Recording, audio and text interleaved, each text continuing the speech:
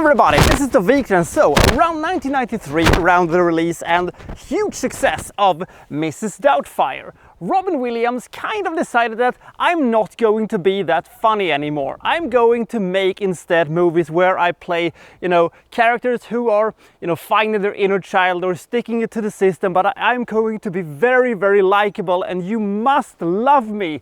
It felt almost desperate. Please love me!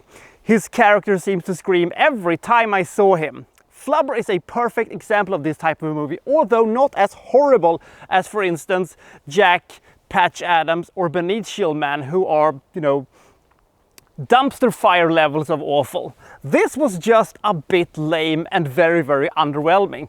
There is a reason why Flubber is not quite going to get such a low rating as I first expected it to do. Because when I rewatched it for the purpose of this review, I discovered that I had actually got a little bit of the Mandela effect with this one, because I could have sworn that Flubber was powered by love. And if that would have actually been the case, it would have been riots in the streets, mass hysteria, cats and dogs living together and stuff like that.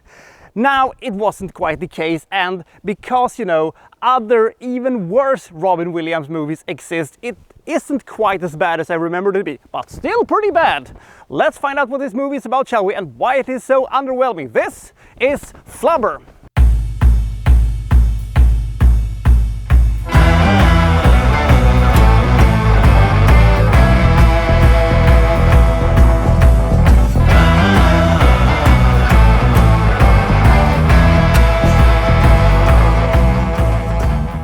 Williams plays this absent-minded, quirky professor who has missed his wedding 2 times. That is not endearing or charming. That is just a dick move. That is just, prove that you don't love, your fiancé and stuff like that. Or maybe you're just scared that in 10 years she's going to turn into Mrs. Carmody. A far better movie and an infinitely better character that I would like to talk about, at some point, because it is a fantastic movie. However, by pure accident, Williams discovered a new type of substance, a flying rubber, or flubber if you will, that defies gravity, because if you, bounce something to the ground, it will gradually bounce less and less. In this case, it is the opposite. It increases it every time, making stuff bounce more and more. He hopes that this would, win back the love of his life, which it, doesn't, at least at first. And then he hopes that he can, help his basketball team at the college he works to, stop losing and start winning, which, also might, save the college and stuff like that. I believe that that is called cheating, but that's maybe just me. And then we also have a side plot with an evil rich guy who wants to steal Flubber for some reason. And that is essentially our movie. They have plot in this movie for maybe 30 or 40 minutes. Unfortunately for us, this movie clocks in at almost 100 minutes, which is far too long. This movie is stacked top to bottom with tired tropes, old cliches, half-baked gags and comedic slapsticks that really doesn't work. There are some moments that I kind of chuckled at, and the flying car is a bit endearing, but then we also have these weird sequences, with his flying robot assistant, Weebo, who tells Robin Williams that she's in love with him. Wait, what? And we also have, this sing and dance number that goes on for what, 2-3 minutes with, the flying rubber when they do this very, complex choreographed thing that kind of looked okay in 1997, but now looks kind of lame. But I will not stoop so low that I will bag on a movie from 1997 for having poor special effects. But it is something that was really distracting and, you could easily have skipped. We also have, these Home Alone things where, the clumsy bad guys get absolutely demolished in hilarious fashion. Seriously, when Clancy Brown got that, basketball in his face, it should have decapitated him or caved his fucking skull in or something like that. But instead he just fell over and got up and got sort of annoyed by it. It's a bit like Marv when he got, a brick thrown right into his fucking face from the 3rd floor. It should have caved his skull in and, left him in a grave basically. But, it's movie logic.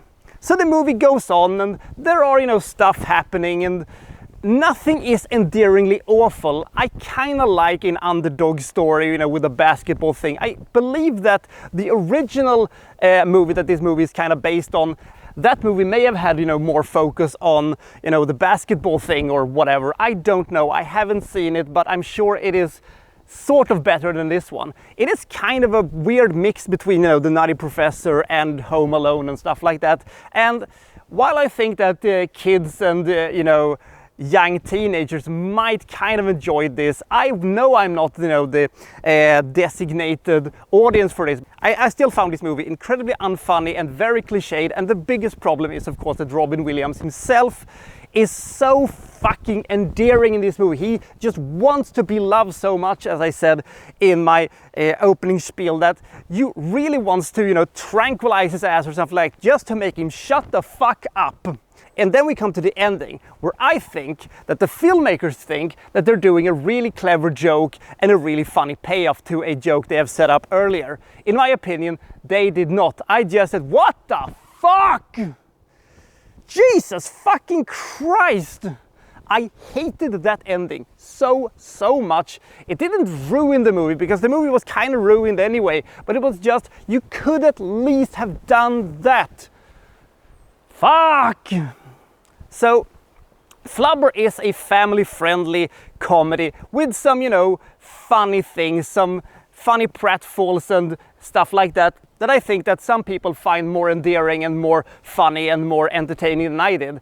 I just had a real chore getting through this movie. This was very bad, but he has done worse. By the way, is this the first appearance of an e-scooter? I know it is kind of an invention that the professor has done, but nevertheless, it's kind of an official first appearance of an e-scooter.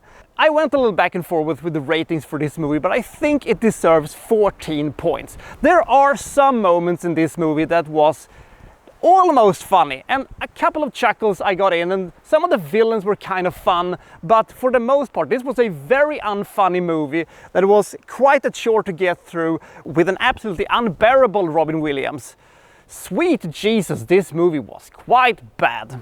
So I'll see you next time from, well, so-and-so reviewing, well, such and such. Thank you for watching, thank you very much!